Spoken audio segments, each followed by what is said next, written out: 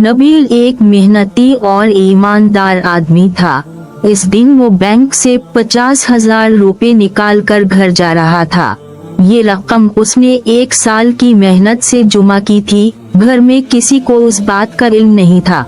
नबील को कुर्बानी का बहुत शौक था, लेकिन आमदनी कम होने की वजह से वो हर साल ये ख्वाहिश पूरी नहीं कर पाता था।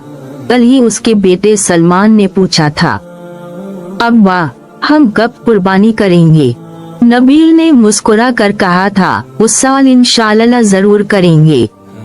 उसकी बीवी अकीला ने बात सुनकर हैरानी से कहा, आपके पास पैसे कहाँ से आएंगे? नबील ने खुशी से बताया कि इसने 1 साल से पैसे जमा किए हैं, अब कुर्बानी भी होगी और बच्चों की खरीदारी भी। अकीला को भी खुशी हुई क्योंकि वो भी कुर्बानी का शौक रखती थी, मगर कभी पैसे जमा नहीं कर पाती थी। बस में नबील बैठा अपने ख्वाबों में गुम था कि अचानक इसकी मंजिल आ गई। वो स्टॉप पर उतरा और घर की तरफ चल दिया। रास्ते में जेब चेक की तो उसका दिल दिख से रह गया। बटुआ गायब था। पूरे साल की कमाई किसी जेब कतरे ने चरा ली थी। इसका दिल टूट गया। घर पहुंचा तो अकीला ने पूछा, क्या हुआ, आप इतने उदास क्यों हैं? नबील ने अफसोस से बताया कि बटुआ चोरी हो गया है।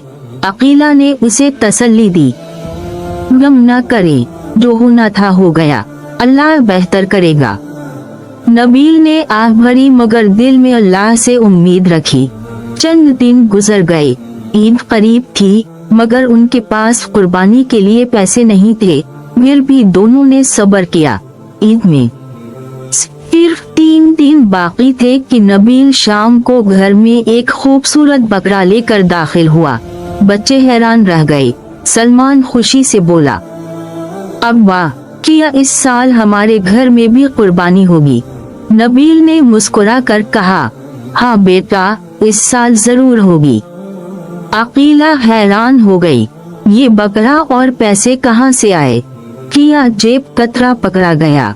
नबील ने हंसते हुए बताया, नहीं, बात कुछ और है।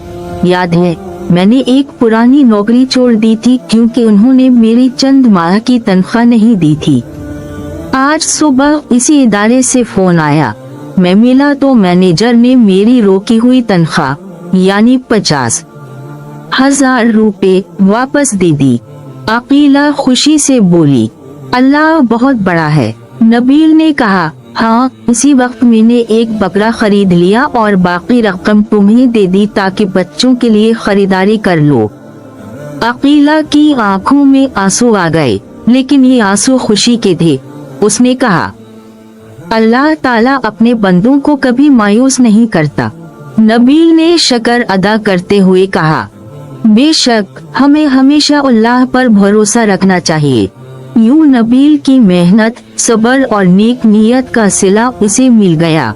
अल्लाह ने इससे वही रकम वापस दिलवाई जो वो खो चुका था, बल्कि उसके दिल को भी सुकून दिया कि कुर्बानी की ख्वाहिश पूरी हो गई।